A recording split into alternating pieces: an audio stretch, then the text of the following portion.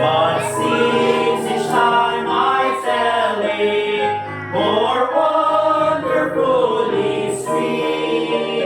I love to tell the story, for some have never heard the message of salvation from God's own holy word.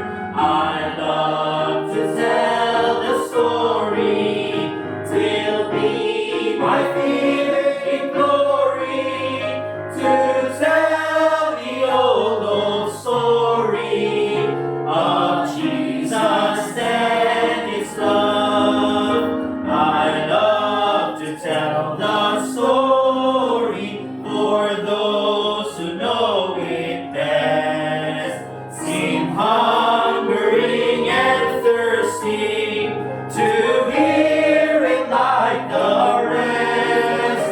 And when in scenes of glory I sing a new song, twill be the old story that I have loved so long. I love to tell the story, twill be my fitting glory, to tell the old story of Jesus and His love. Amen. So, kantahin po natin yung sunod na page, 229, Since I Have Been Redeemed. Page 229.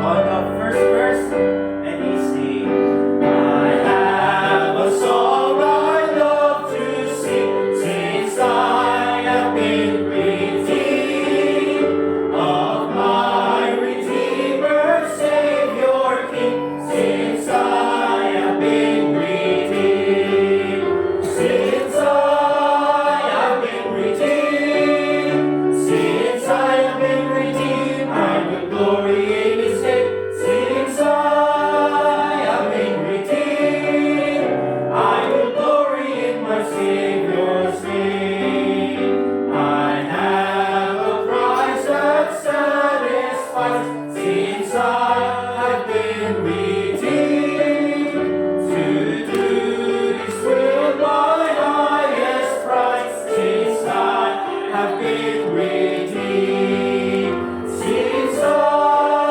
have been redeemed, since I have been redeemed, I will glory in His name, since I have been redeemed, I will glory in my Savior's name. I have a witness bright and clear, since I have been redeemed, dispelling every doubt and fear, since I have been redeemed, since I have been redeemed, since I have been redeemed, I will glory in His name, since I have been redeemed, I will glory in my Savior's name. I have a home prepared for me, since I have been redeemed, where I shall dwell eternally, since I have been redeemed, since I have been redeemed, since I have been redeemed, I will glory in His name, since I have been redeemed, I will glory in my Savior's name. If you're redeemed, say amen. Amen. Amen. All right, James chapter 1. James chapter 1. And tutuloy tayo. Hindi tayo makamove on sa James chapter 1, mga kapatid.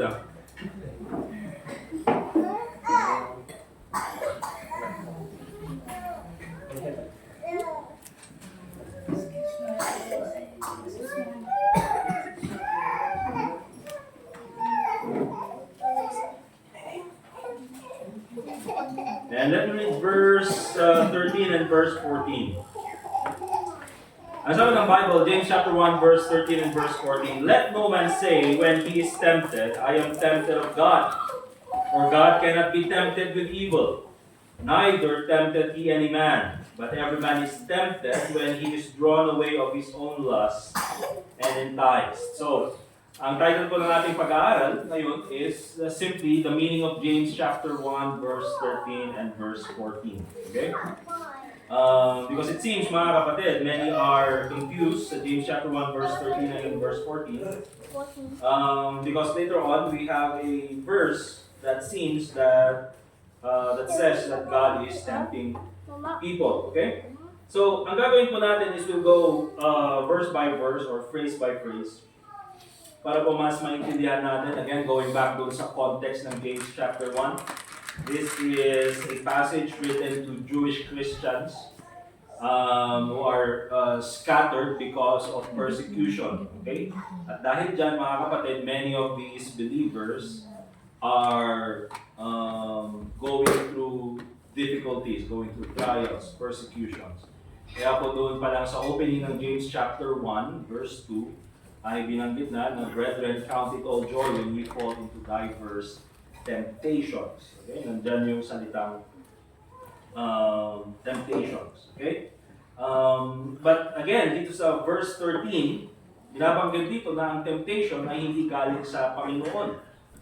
So, let's go to the phrase, "Let no man say when he is tempted, I am tempted of God."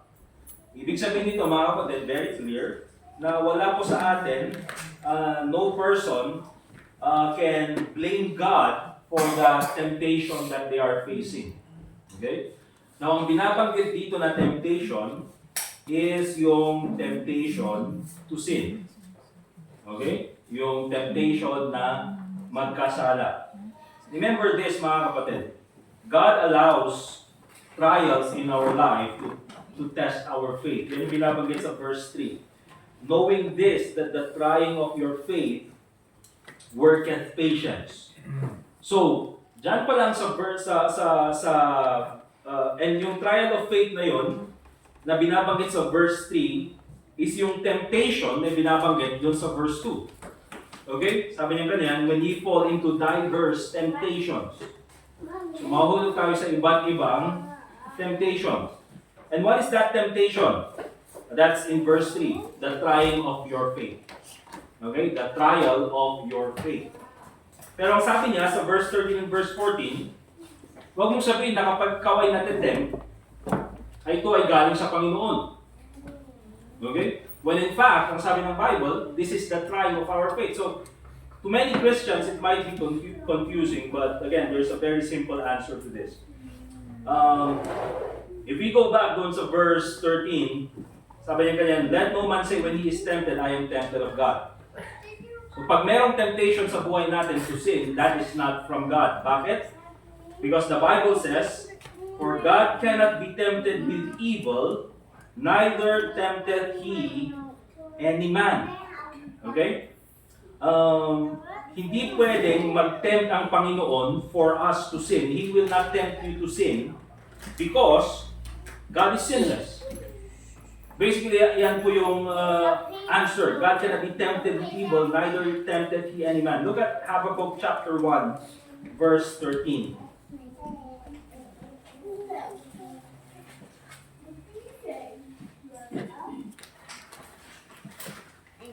Habakkuk chapter 1, and in verse 13, anong sabi ng Bible? "Thou art of purer eyes than to behold evil." Nabanggit ng prophet na ang Panginoon ay napaka-pure ng kanyang mata at hindi karapat-dapat sa kanyang tumingin sa kasalanan, and canst not look on iniquity. "Wherefore lookest thou upon them that deal treacherously, and holdest thy tongue when the wicked devour the man that is more righteous than he." And so, kung titingnan po natin, mga kapatid, binabanggit sa Habakkuk chapter 1, verse 13, is that God is completely holy and separate from sin. Hindi mo pwedeng paghaluin ang holiness ng Panginoon and kasalanan. Basically, that's the reason why we cannot enter into heaven because of sin. Okay? And so, meron kasi yung mga taong nagsasabi na, oh, alam mo, Mine is the pink. ganito ang nangyari sa akin, nahulog. Basically, this is, for personal experience, meron akong alam na nagsabi na, kaya pala nahulog ako sa kasalanan. This is a preacher. Kaya pala ako nahulog sa kasalanan para maisimula ko ang church na ito. Ang church na sinimulan niya. Kaya daw siya nahulog sa kasalanan, para daw mawala siya dun sa church na pinanggalingan niya, and then he will be forced to start a church of his own. Okay? Sabi niya ganyan, ay ganito pala yung plano ng Panginoon, kaya pala ako nahulog sa kasalanan.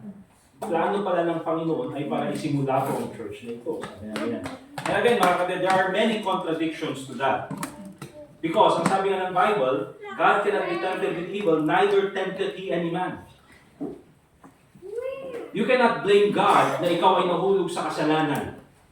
Even though, sabihin na natin yun yung naging result. We can say, mga kapatid, that katulad yung nangyari kay Joseph, that sa ibang tao, they can think evil, but God meant it unto good. Okay? Ang ibig sabihin doon, mga kapatid, is that people can, do bad things to you. People can destroy you, try to destroy your reputation, pwede ka nilang siraan, they will betray you. Pero pwedeng gawin, ang Panginoon, pwede niyang gawin positive yung mga bagay na nangyari sa iyo. That is different kapag sinabi mo na, kaya pala ako nahulog sa kasalanan, kaya pala ganun ang ginawa ng Panginoon sa akin para magawa ko itong bagay na ito. Mga kapatid, there are so many contradictions to that statement. Okay? So, hindi mo pwedeng i-claim that God was the reason why you fell into sin. So, nakita natin that God will not tempt people to sin. And that's very clear from the scriptures. However, in Genesis chapter 22, verse 1, makita natin that God did tempt Abraham. Okay?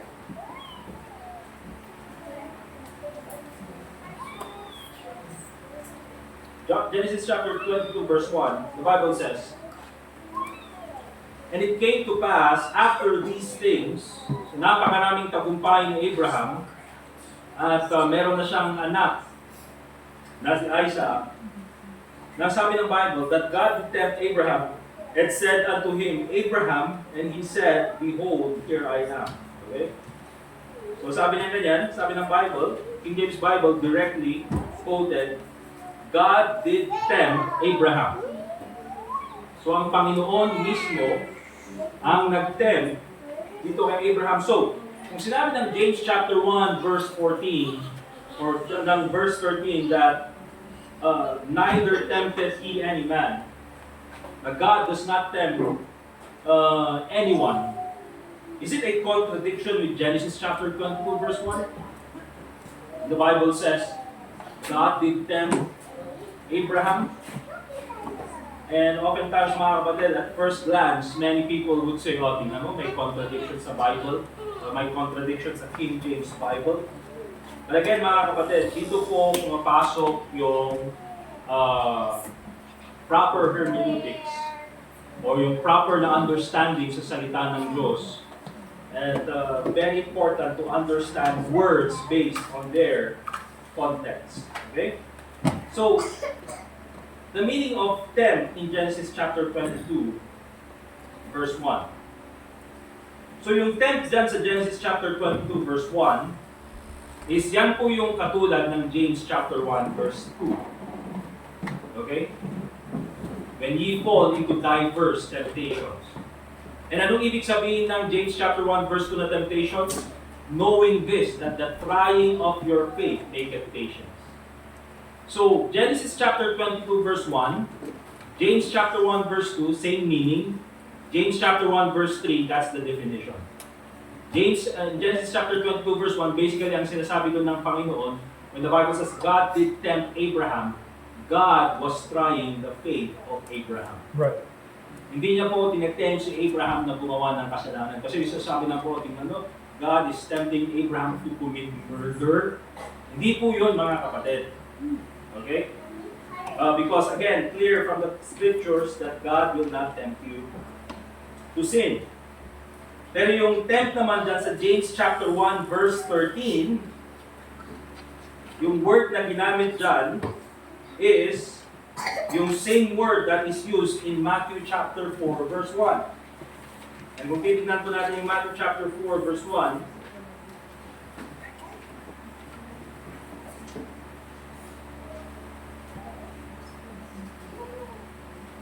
the Bible says,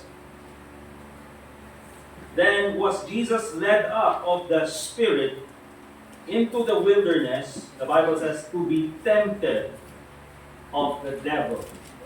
Okay?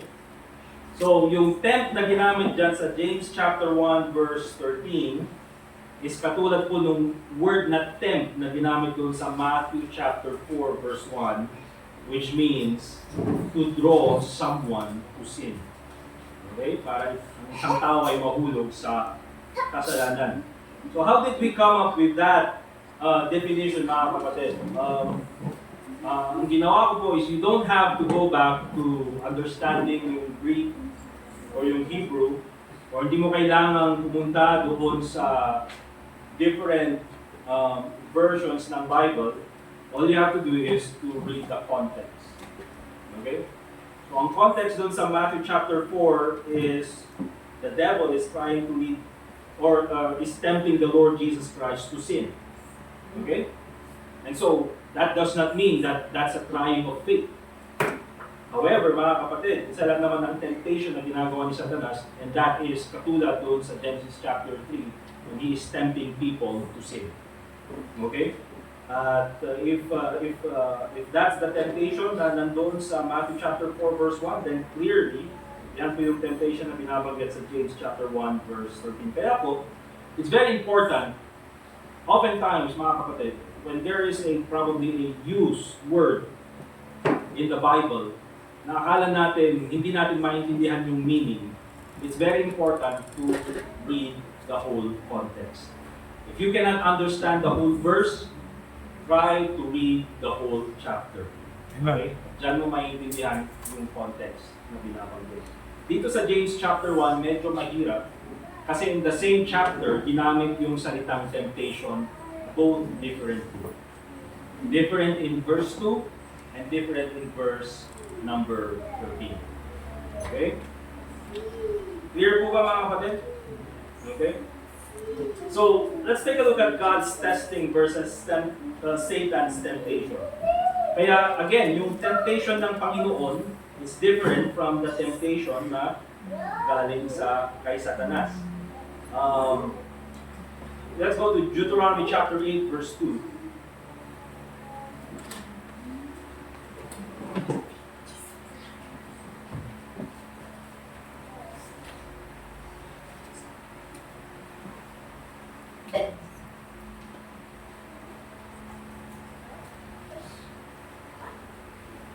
Okay?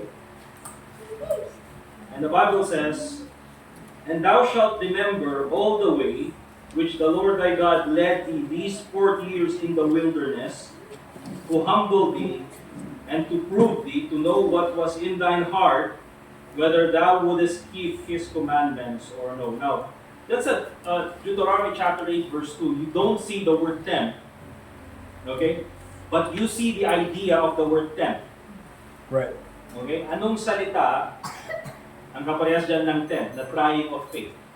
Because again, mga kapatid, we know that God will not tempt people to sin. So, ang binabanggit dito sa Deuteronomy chapter 8, verse 2 is trying of faith. Okay?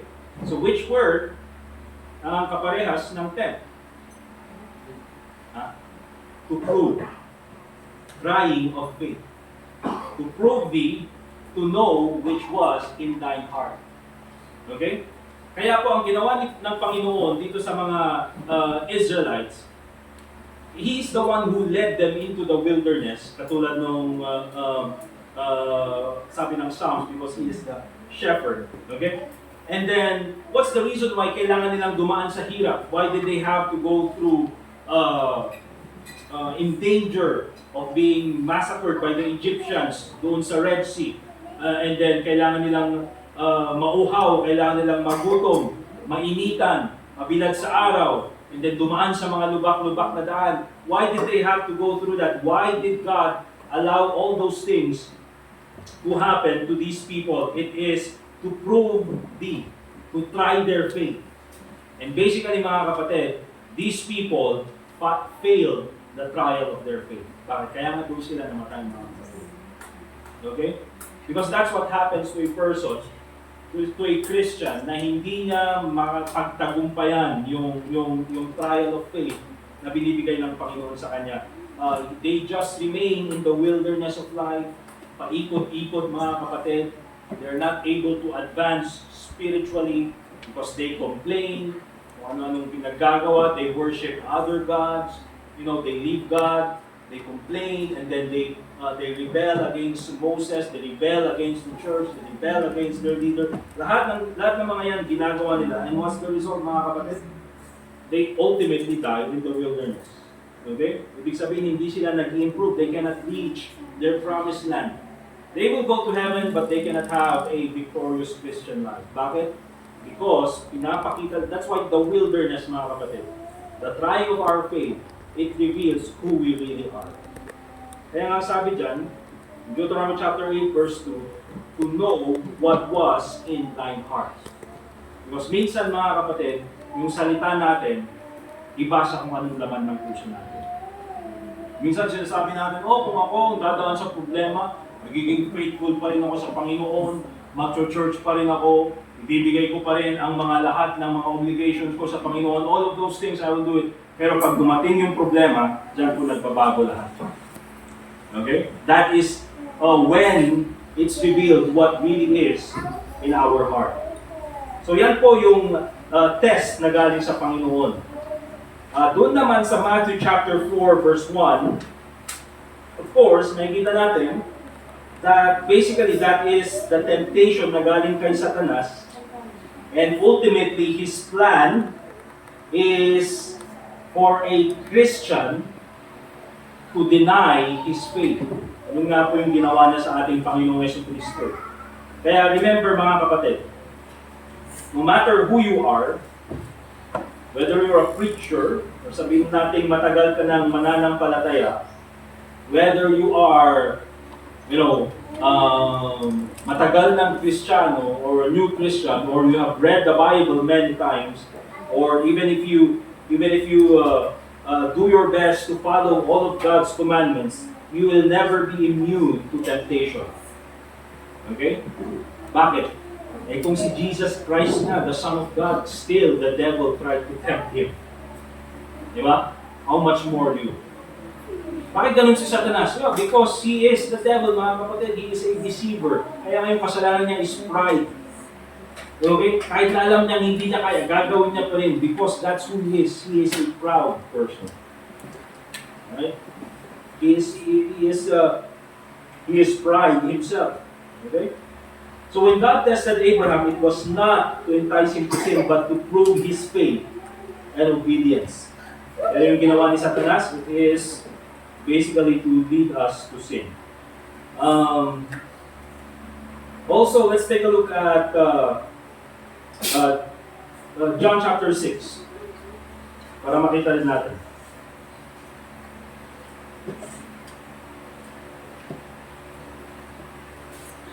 That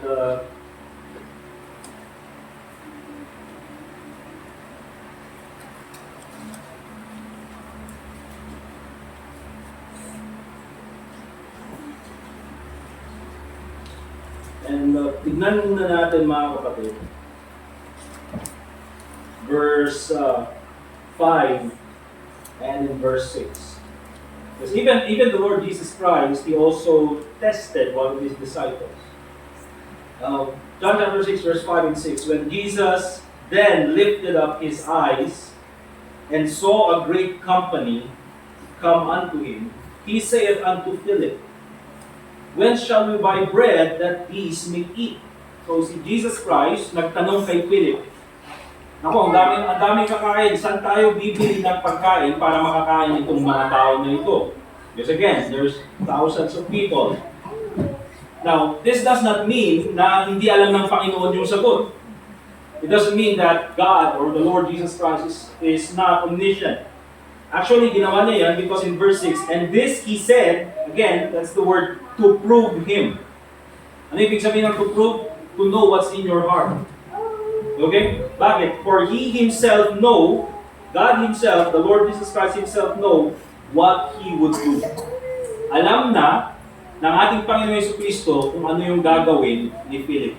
Same thing with God tempting Abraham. Right. God already knew that Abraham will be obedient. He will take Isaac doon sa Mount Carmel to be sacrificed. And so anong ginawa ng Panginoon?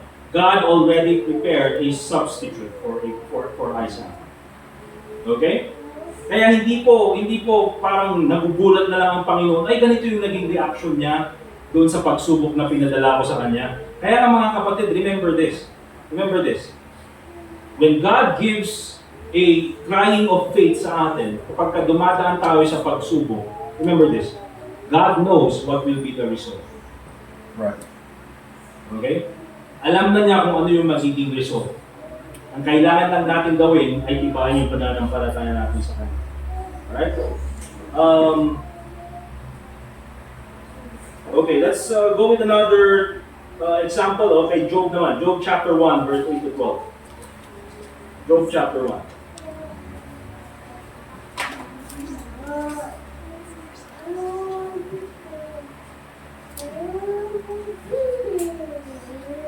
Okay? So, para makita natin, pwede mo magsabay yung temptation ni Satanas at yung temptation ni God sa Panginoon. The Bible says, and the Lord said unto Satan, hast thou considered my servant Job, that there is none like him in the earth, a perfect and an upright man, one that feareth God and escheweth evil. Then Satan answered the Lord and said, doth Job fear God or not? Tingin mo, may takot sa iyo si Job na walang dahilan?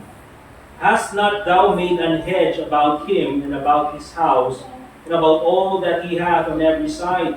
Thou hast blessed the works of his hands, and his substance is increased in the land. Well, alam mo yung rason kung bakit takot sa iyo si Job, dahil lang naman kasi binibless mo siya at pinoprotektahan mo siya. Kaya may takot si Job sa iyo. Sabi niya ganyan, verse 11, but put forth thine hand now, and touch all that he had, and he will curse thee to thy face. O sige. Kayaan mo lang siya, tignan natin kung ano mangyayari. And the Lord said unto Satan, behold, all that he hath is in thy power. Only upon himself put not forth thine hand. So Satan went forth from the presence of the Lord. So dito naman natin makikita, mga kapatid, that yung temptation ni Satan, actually makikita natin yung temptation ni Satan, the purpose of Satan here, again, is to prove God wrong. Okay? Na gusto niya ipakita, no, takot lang naman yan si Job sa'yo dahil pinoprotektahan mo lang. Okay? At dahil, binibless mo siya palagi. Pero pag tanggalin mo yung blessing na yan, tanggalin mo yung protection na yan, tingnan natin ano mangyayari sa kanya. He will curse into thy face. And you know what, mga kapatid? That purpose of Satan doon sa temptation na dumadaan kay Job, we hear that purpose from Job's wife. Na sinabi niyang ganyan, still keep thine integrity, curse God and die. Okay? So doon natin makikita, mga kapatid, na yun nga yung purpose ni Satan. But at the same time, God allowed that to happen naman. Bakit? Because God knows the result already. Alam niya na si Job, he will not deny God. Alam niya na si Job, he will remain faithful. Alam niya na si Job, he will still be constantly worshiping God despite doon sa kanyang mga pagdaraanan. Kaya even though doon sa mga pinagdaanan ni Job, kahit dito kay Philip, mga kapatid, or doon sa simple question ng ating Panginoong Jesucristo kay Philip, that is still an example of God testing people. Again, not for us to fall into sin, but to prove our faith. Para malaman natin at malaman din niya, or alam niya, of course, alam niya kung ano yung laman ng puso natin. Okay? But notice this, if we go to verse 14, in James chapter 1, verse 14, and dito natin makikita kung saan ba galing yung temptation talaga, temptation to sin. It's this. But every man is tempted. Okay? Remember this, mga kapatid, lahat po tayo ay dumaraan sa temptation. When, not if, when he is drawn away of his own lust and enticed. Okay? Now, dito natin makikita, mga kapatid, probably a more deeper understanding kung ano ba talaga yung temptation to sin. Okay? Of course, when we take a look at temptation, alam natin na nanggagaling yan kay Satanas. But here's the thing. Temptation does not only come from the devil, it comes from the devil outside and then from our sinful nature inside. Right. Okay? Kaya anong sabi niya, if you take a look at the words na entice and drawn away, ito yung parang mga, kung nanonood kayo ng mga ibang for example, National Geographic, okay? Nandyan po yung yan yung words na ginagamit when it comes to hunting or fishing. Okay? Kaya minsan, mga kapatid, nandyan yung draw away. So anong gagawin, for example, ng lion? Di ba, pag may nakita siyang group ng zebras or wildebeest, ano gagawin nila? I-attack nila yung grupo na yon, and then they will try to separate one zebra from the group. And when that is drawn away, it is an easier target. Bakit? Mag-isa na lang eh. Same thing when it comes to fishing. Okay? Sa fishing naman, anong gagawin nung fisherman, yung Diagosar de Baniit, gagamit siya ng lure. Gagamit siya ng trap. Okay? Yung maliit na worm, lalagay niya sa hook, and then lalagay niya doon sa kanyang fishing rod, and then tatapon niya sa malayo, and then hanggang makita ng fish, and then pag nakita yung fish, susundan ng fish na yun, and then sasakmalin, but at the same time, sinakmal niya na rin yung hook, and so, nakuha na ng fisherman yung fish. Okay? And so makikita natin, mga kapatid, na yung salitang drawn away and enticed, oftentimes ginagamit yan sa hunting at ginagamit din yan doon sa, yung salitang entice mismo is parang lure. So in other words, mga kapatid, ang temptation ay para siyang trap or para siyang lure. Okay? Para siyang bait that attracts us. And how are we attracted, mga kapatid? By the things that we see. Okay? Doon sa nakikita natin. It is our own sinful desires that make us chase after it. Kaya yung fisherman, alam niya na maglagay ng worm doon sa fish hook. Kasi alam niya that by nature, the fish eats worm.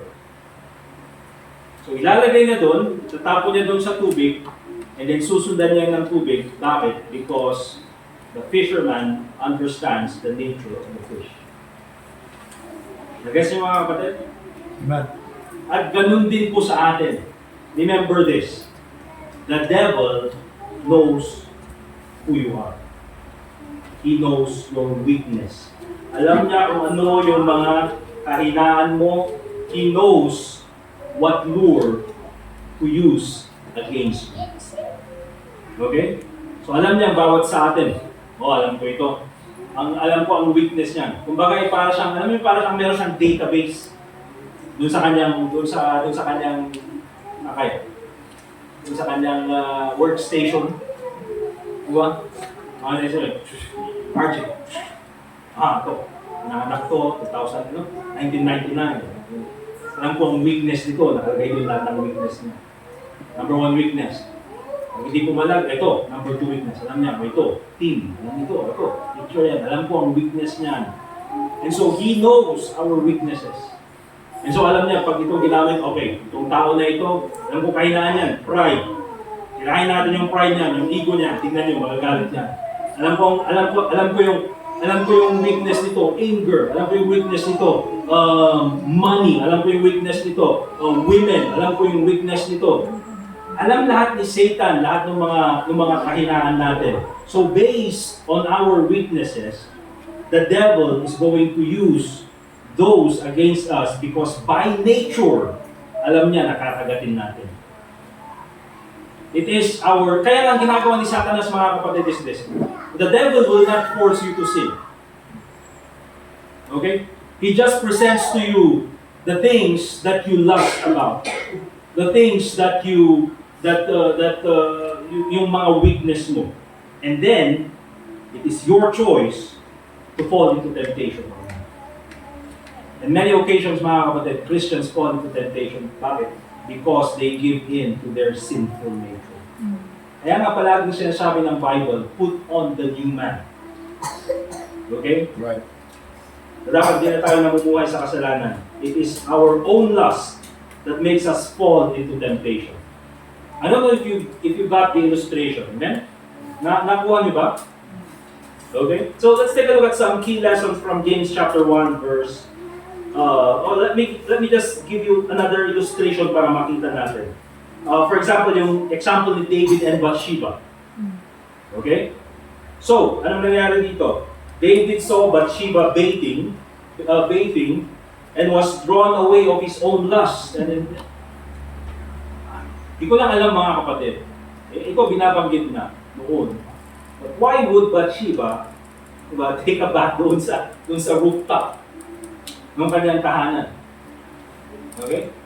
Bakit yun yung ginawa ni Bathsheba?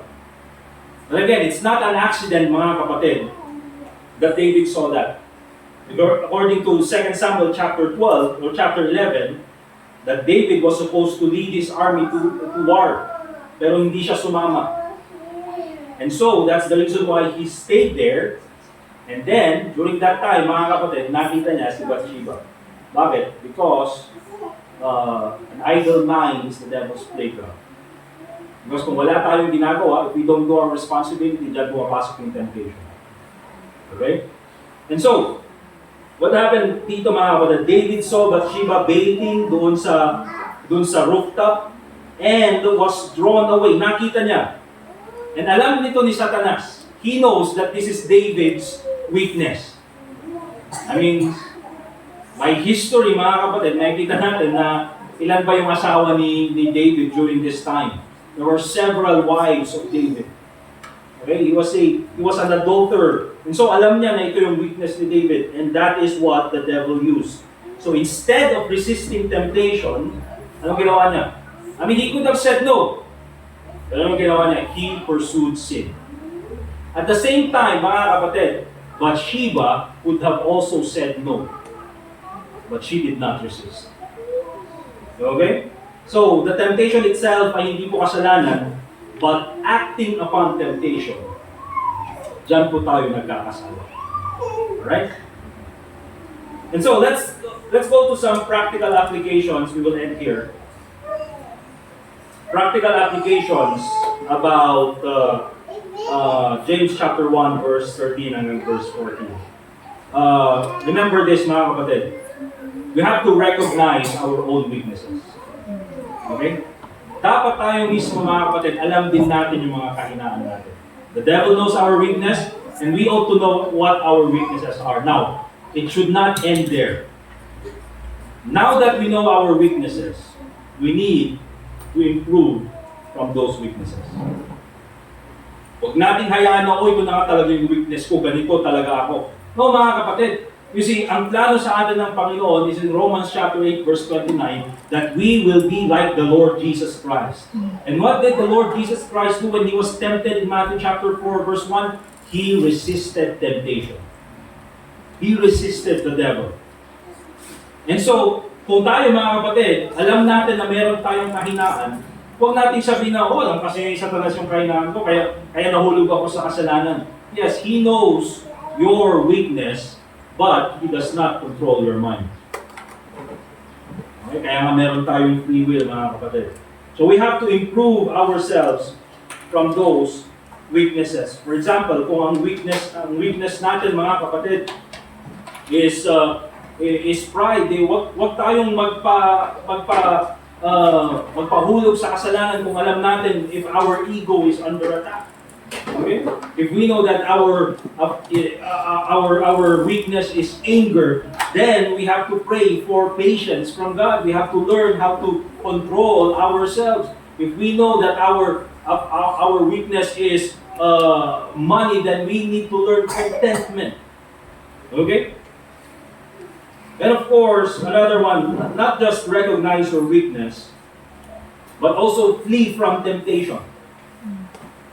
Yan sabi ng Bible in 2 Timothy chapter 2, verse 22, sabi niya ganyan kay Timothy, flee also youthful lusts.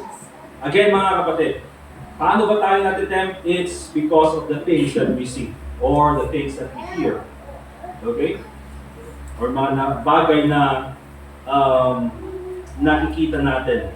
And so, it's very important, mga kapatid, for us to flee from the things that tempt us.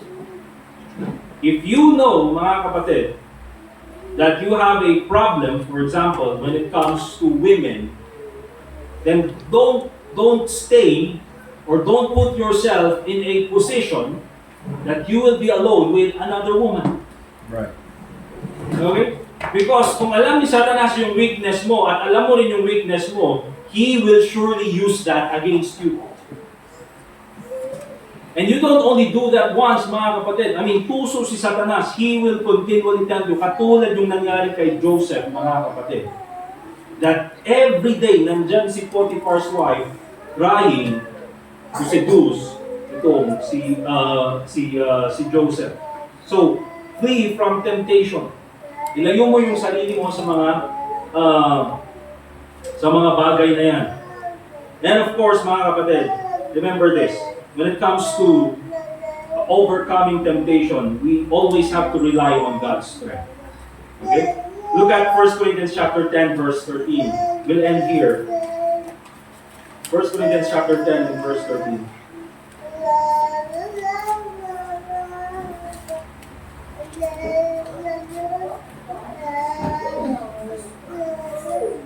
The Bible says, there hath no temptation taken you, but such as is common to man. Mga kapatid, lahat po ng tao ay tinetempt ni Satanas. Okay? There's all temptation na daraan sa atin. But the Bible says, but God is faithful, who will not suffer you, allow you to be tempted above that ye are able, but will, with the temptation, also make a way to escape, that ye may be able to bear it. Remember, mga kapatid, when it comes to James chapter 1, verse 13 and verse 14, ano ibig sabihin ng let no man say when he is tempted, I am tempted of God? It's basically, yes, God will put you in the trial of faith, but He will never tempt you to sin. Okay? And kung meron mang magte-tempt sa'yo to sin, it is none other than the devil. And alam natin, mga kapatid, the devil only shows you or uses your weakness or tempts you from the outside. Pero oftentimes, mga kapatid, the thing that acts upon that temptation is our sinful nature. Oftentimes, we act upon that. And yan po nagkakaroon ng kasalanan. Okay? Because we let our lust take over our choices. And so, palagi sinasabi ng Bible, we have to put on the new man. And so, I don't know, mga kapatid, if there's any more on James chapter 1, verse 13 to 14. But I think that's it for James chapter 1. Siguro next naman, we'll go to James chapter 2. Okay? Let us pray. Dear God, Heavenly Father, once again, we thank you for what we have read from the Scriptures. We thank you, dear Lord, for your instructions toward us. Lord, thank you that despite our weakness, Panginoon, ay andyan po palagi ang Holy Spirit that teaches us the things that we need to do, that strengthens us, reminds us that we ought to be doing the good things, that grieves our hearts when we do the wrong thing. Lord, I pray na ikaw po sana magturo sa bawat isa sa amin. Patuloy po sa mga bagay na napag-aralan namin sa iyong salita. Lord, I pray that your name be glorified in everything that we do. At ikaw po sana, Panginoon, ang maging gabay namin as we continue on in our week. Muli po sa pagbabalik namin in the next Sunday. So, Lord, I pray that you continue to guide each and every one of us. Please continue to give good health to all of us. And we also pray, Lord, for our brethren, especially sila Sister Leigh and family. Continue to give them comfort, dear Lord, as they go through a difficult time. I pray, Lord, ikaw po ang patuloy na maging gabay sa kanila.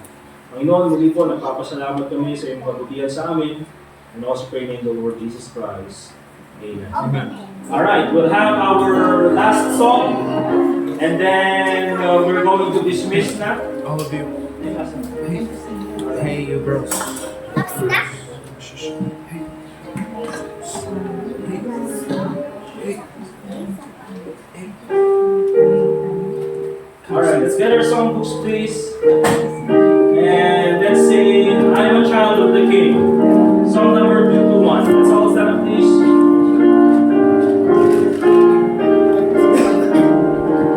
Sophie. Sing.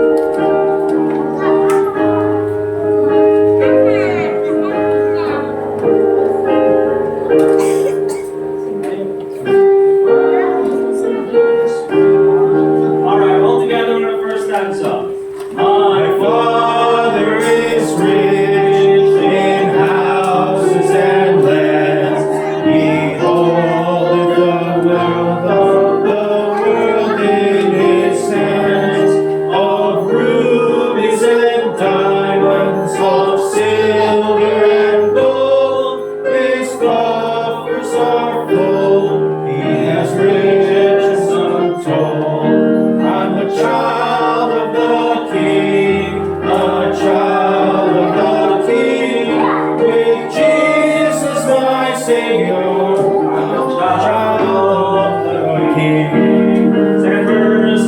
My Father's own Son, the Savior of men, once wandered on earth as the poorest of them, but now he is pleading our heart on high, that we may be his when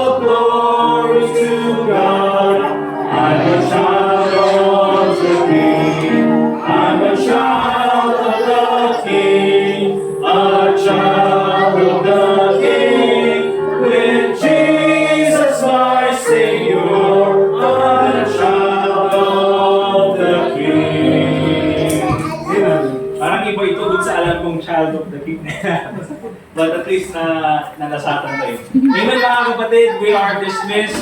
And we'll see each other again next Sunday. God willing. Amen.